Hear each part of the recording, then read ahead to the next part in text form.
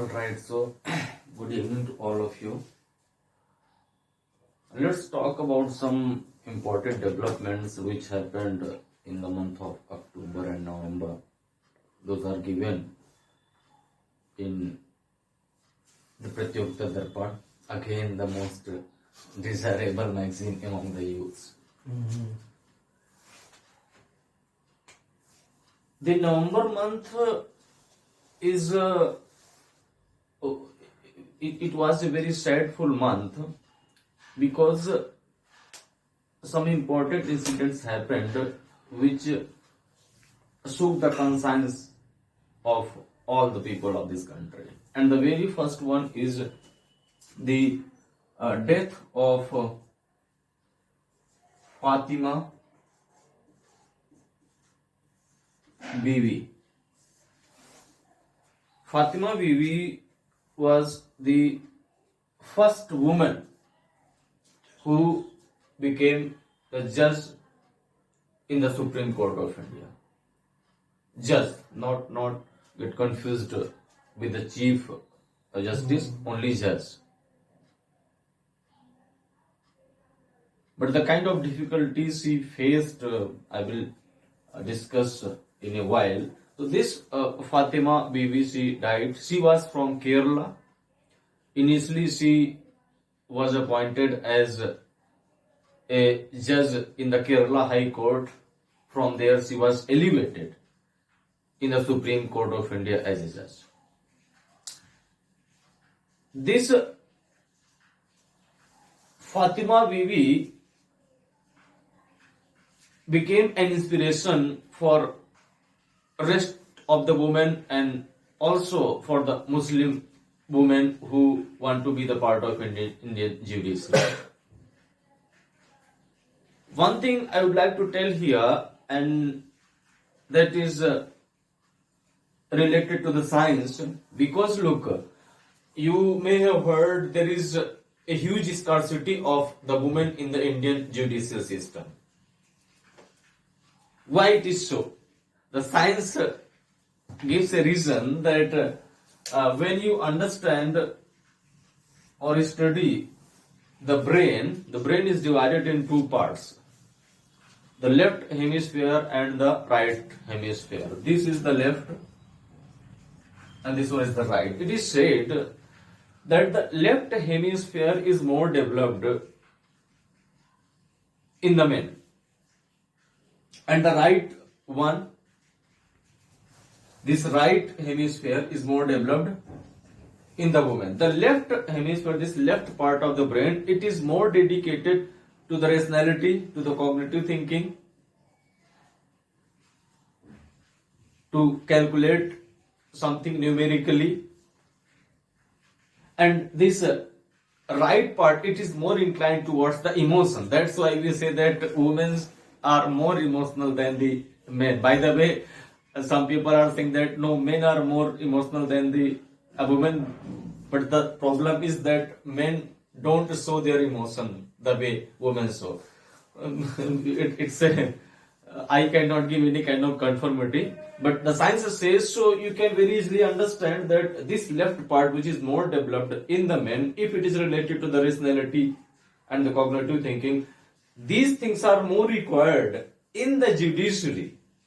Because if any judge is emotional and he is seeing the crowd which was seen during the Nirbhaya, the whole country agitated and asked for the death penalty. If the judges were emotional in nature, they definitely would have accepted the demand of the people. But if judiciary cannot function through emotions, it functions having the rationality on the backdrop. So that's why you can say, because of the lacuna of this kind of development which is related to the left part of the brain, a woman lack in the Indian judicial system. By the way, it is not the gospel truth. There are exceptions, and ultimately your hard work plays the significant role, which Fatima Bibi has proved it. Another development, again this is just little sadful because the cyclone Medhil Medhil. It was experienced in the Bay of Bengal in the mid of the November. Interestingly, in the mid of the November, a festival in Meghalaya that is called Cherry Blossom. Cherry Blossom. It was also celebrated, but this cyclone Medhil devastated their preparation and their smile which they had brought into their faces. The cyclones, those are experienced in the Arabian Sea and in the Bay of Bengal. What happens that rotationally, the countries those are connected, rotationally they give name to the cyclone in a sequential manner. Rotationally in a sequential manner, they give name to the cyclone. This time, this Medhil name was selected or was given by the country called Maldives. Maldives. Okay, so by the way, much devastation did not happen as nowadays our science and technological development have reached to the level where we can get a clear information of these cyclones before the actual occurrence.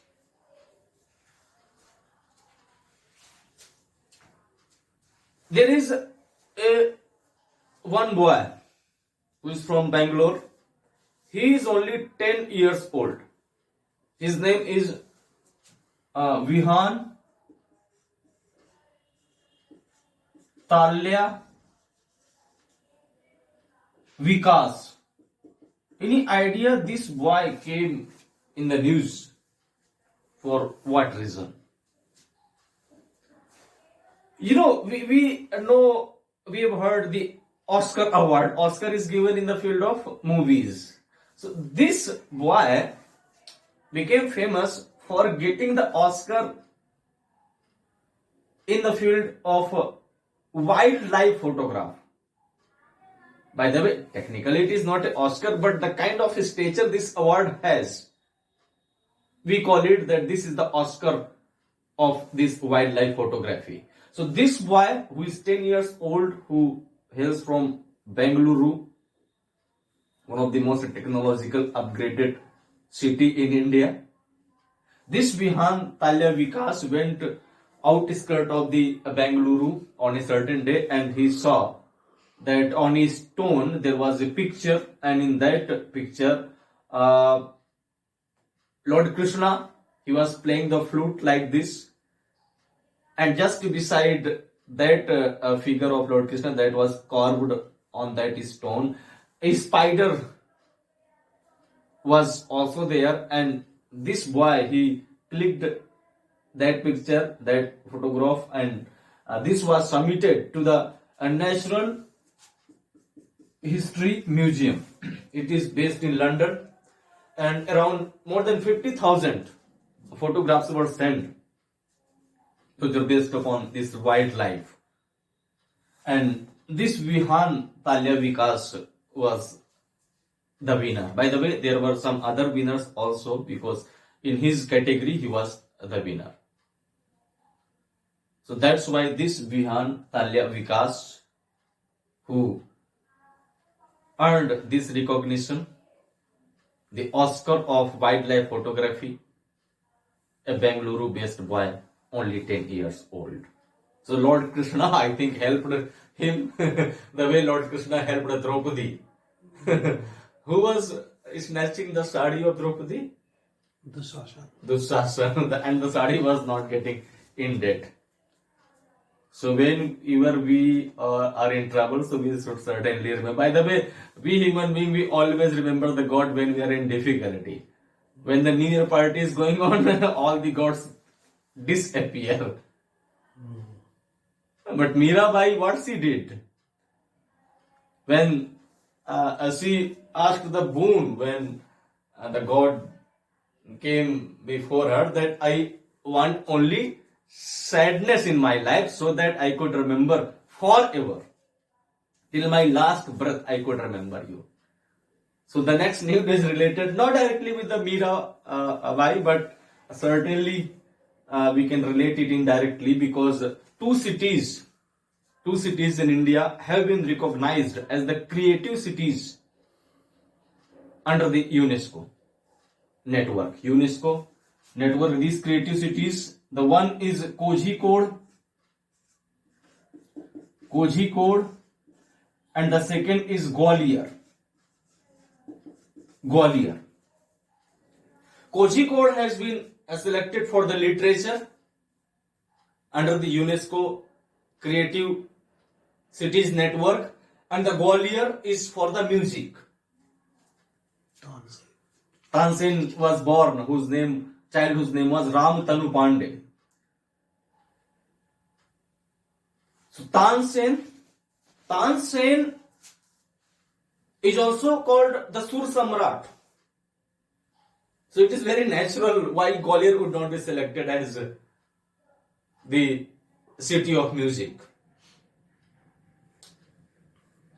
Tansen was also famous in India, or you can say in the Indian history. There are two people who are known for singing the Rag Malhar. The one is Tansen himself, and the other one is Mirabai, whose reference I was giving just a minute before. So what was this Rag Malhar? Rag Malhar, a kind of a style of singing. Whenever it was being sung, a torrential rainfall was experienced. By the way, how scientifically it is, I cannot give you any guarantee, but it is believed that if the rain is not happening and the Tansen is invited and he starts singing this Rag Malhar, certainly the rainfall will occur. Sometimes I think Tansen must have born somewhere in Rajasthan so that we could have solved this rain deficiency problem. These two cities, Kozhikode and Gwalior, they became the part of UNESCO Creative Cities Network.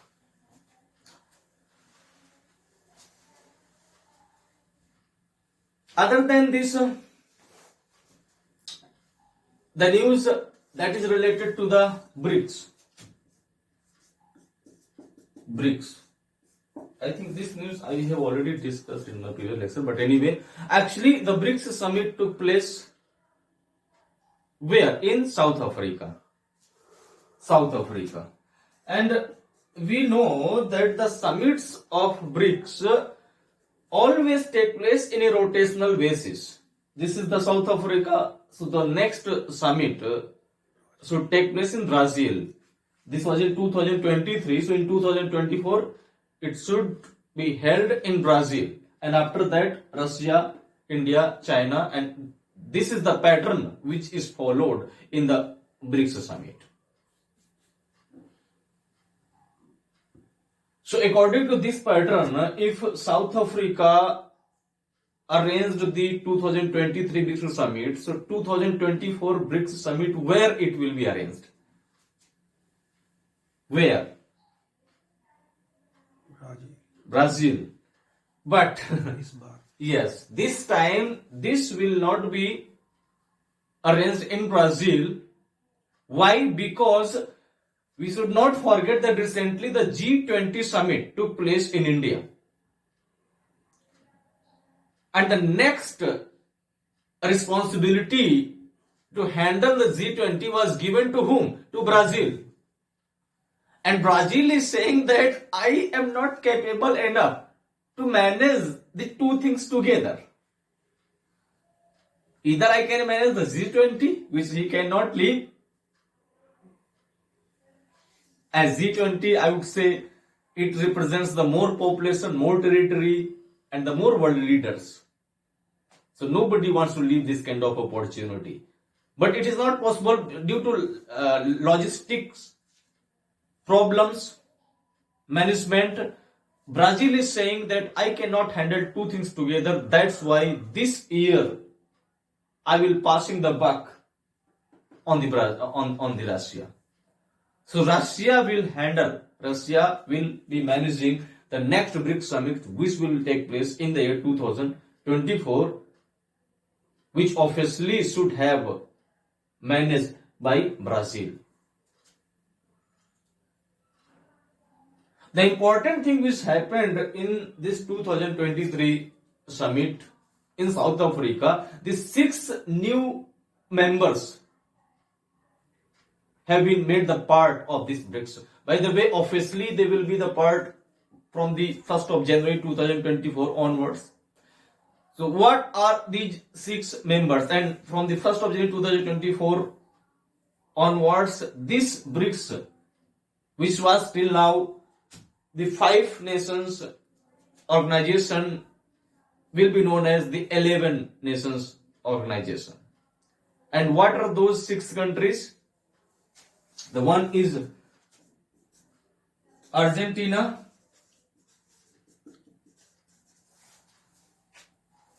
Egypt, UAE, Saudi Arabia,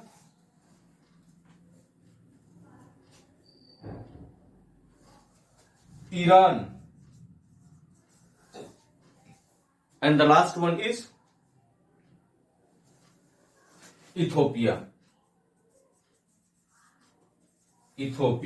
Thank God it is not Somalia. Otherwise, he would be giving some technical knowledge about this ocean piracy or sea. So these are the 6 countries which became the part of this BRICS summit, which held South Africa in 2023.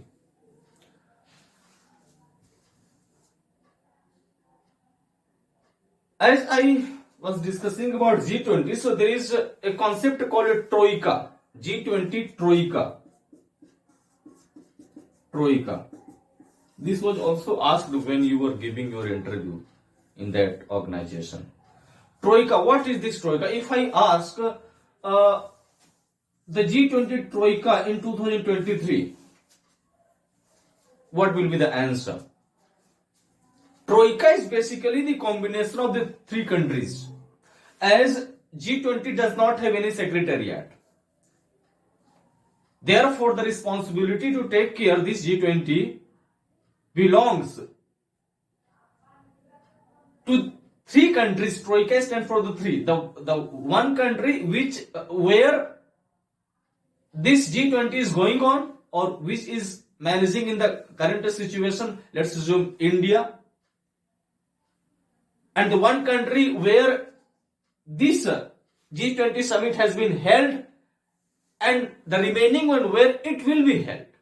So the one which is in present, one which will be in future, and one which was in past. So the combination of these 3 countries stands for the Troika. So if I talk the Troika of G20 in 2023, then India will come in between, because India was in present. And before India, it was Indonesia.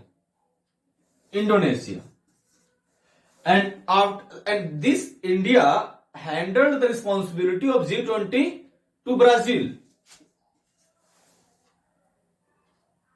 So the Troika for 2023 will be IIB, Indonesia, India, and Brazil. The examiner can twist and he may ask the Troika in 2024.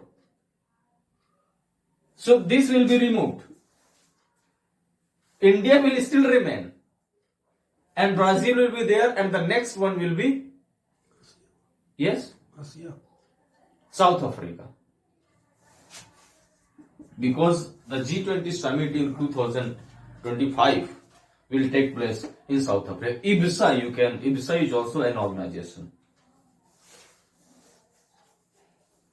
All right.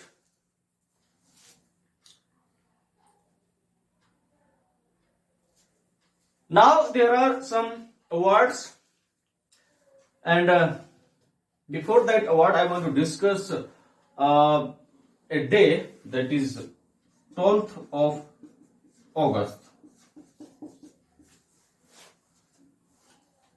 12th of August. International Elephant Day. Okay, Elephant Day.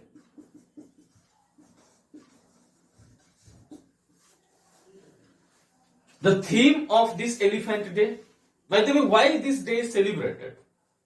Look, elephants are facing a lot of struggle, especially regarding their habitat, poaching, the teeth, as they believe so many medicines can be made and people can be immortal. The same problem is in case of rhino. And you know, the means the horns of rhino are much more costlier than cocaine or the gold anywhere in the world. So these elephants are also facing the same kind of challenges, mainly the poaching, how to protect their natural habitat. So while celebrating this 12th of August, we generate an awareness in the world so that elephants could be protected, who are one of the best friends of the human being. The theme of this year's Elephant Day was ending the wildlife poaching. By the way, this 12th of August is more important. Okay, theme is related this ending the wildlife something. So you can go through by yourself.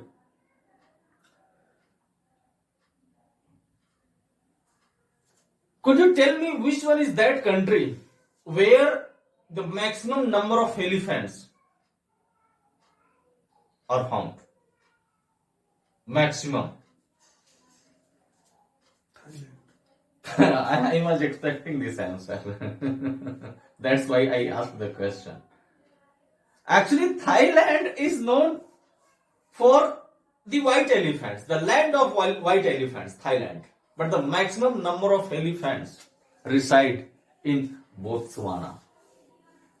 This is a country within a country, within South Africa, Botswana. Such a tiny and small country possesses the maximum number of elephants in the world. By the way, it is sometimes very difficult to count the number of elephants because elephants don't follow the state borders.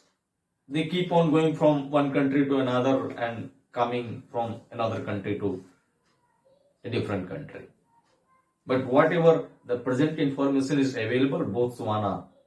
There is one exercise also that is called nomadic elephant. It is first time when it was asked in the question paper, my friend called me that Virendra, nomadic elephant, where it is conducted. So without thinking in a fraction of a second, I told that Thailand, because elephant is related to the Thailand. We have been studying this thing from our childhood, since our childhood. But the right answer was Mongolia. Okay, so let's talk about the exercise as well, and this time I will be discussing the exercise that is one of the most significant exercises, Malabar. Malabar. By the way, Malabar is a coastal name, yes, connected to Kerala. But this Malabar exercise, look, this initially it used to be a bilateral exercise between India and USA. India and USA. But in 2015, Japan also became the part of this Malabar. And in 2020, Australia became the part of this Malabar. So At present, the Malabar exercise or the Malabar represents the four countries: India, USA, Japan, and Australia.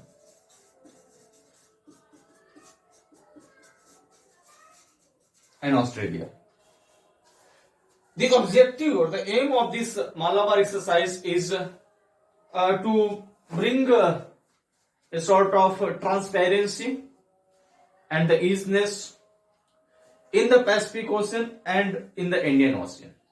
And this exercise is performed alternatively. If it is performed in the Indian Ocean this time, then next time it will be performed in the Pacific Ocean.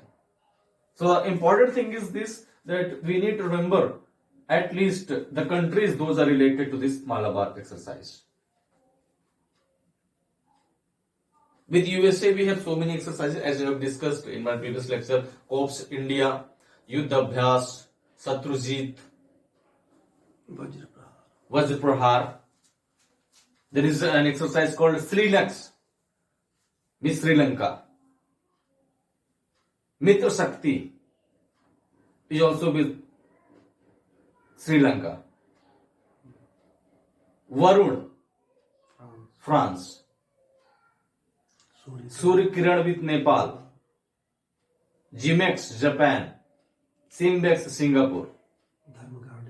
Dharma Guardian, Russia. Japan. Russia, I think Indra something. Now, one award is JCB Literary Prize. JCB Literary Prize. What JCB denotes here? JCB. JCB is the same JCB which we use to dig the earth or in the construction work. Okay, don't think this JCB is different. Because this award is sponsored by the JCB organization, that's why it is related. The JCB Literary Award, this has been given to a person whose name is Perumal Murugan. Perumal Murugan. This Perumal Murugan wrote a novel or a book called Firebird. Firebird.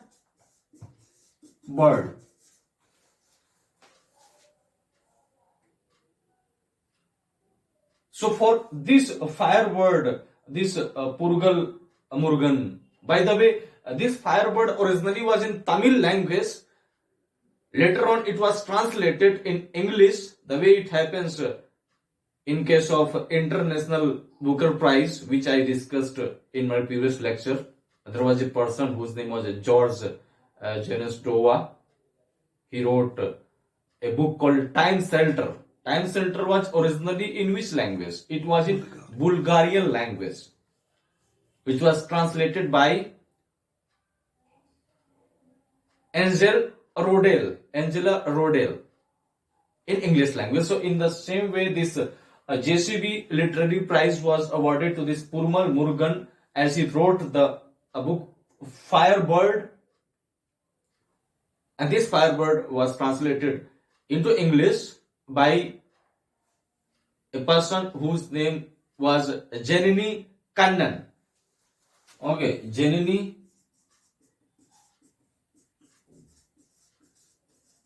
Kannan. All right. So this was with respect to this JCB Literary Prize. One more person, that is Indian origin. Basically, she is an Indian origin, but now she lives in a different country. In Oxford University belongs to which country? England. Okay. Yes. So she is a faculty of English department in United Kingdom inside Oxford University. Her name is Nandini Das. Okay, Nandini Das. And she has been awarded with a prize called British Academy Book Prize. British Academy Book Prize. And this British Academy Book Prize has been given for writing a book called Courting India. By the way, the main name, the full name is quite lengthy: Courting India, England, India, and something like this. But if we remember only this Courting India, because the book which he has written, it is based upon the Sir Thomas Roe, the first ambassador, British ambassador who came to India, and how his advent went is related to the colonization. She gave a completely different perspective of the adventment of the Sir Thomas Roe, the first ambassador, and how it was related with the rest of the journey of the British, and how the handful people started ruling over such a vast country like India. So she mainly gave the emphasis on the Sir Thomas Roe. So Courting India. The last thing of my today's lecture is again related to the book, and that is Smoke and Ashes. Smoke and Ashes. This book has been written by a very famous writer who is Amitabh Ghosh. Amitabh Ghosh. So Ghosh is there, he should be from Bengal. Amitabh Ghosh. This Smoke and Ashes is based upon the opium trade which was happening between India, Britain and China, and how it impacted India's economy. The way she gave emphasis over the Thomas Roe, in the same way this opium trade, he interpreted the opium trade and how it impacted the India's economy. Because there are some chapters in history where a lot of research work has been done, and some chapters or some incidents are completely apart, or means they face scarcity of the light. So this opium trade, the Smoke and Ashes, the book written by this Amitabh Ghosh, in which he has tried his level best to elaborate the opium trade which was happening between India, China and Britain. This Amitabh Ghosh was also awarded with the Gyanpith Award. And you can understand Gyanpith Award is the highest literary award in India. So you can understand what kind of writer is he. He was also awarded this Dan David Award. Any idea? Dan David Award belongs to which field? Dan David Award is the highest award in the field or in history subject. The way in mathematics there is an award, Abel Prize. In the same way in history, if anyone is getting this award, Dan David, it means you can understand the Nobel of history, I would say. एक दिन ओझा sir भी पाएंगे. Yes, but students complain that except teaching he does everything. But sometimes I think the videos, because his clips are only uploaded. Otherwise, anyway, we are no one to comment on such a high stature faculty who started his journey from Gorakhpur and nowadays ruling in Delhi. So this was as far as some important current affairs were concerned. We will be keep on continuing our journey and we will be discussing some important current affairs. Those will be coming in the pipelines. Namaskar.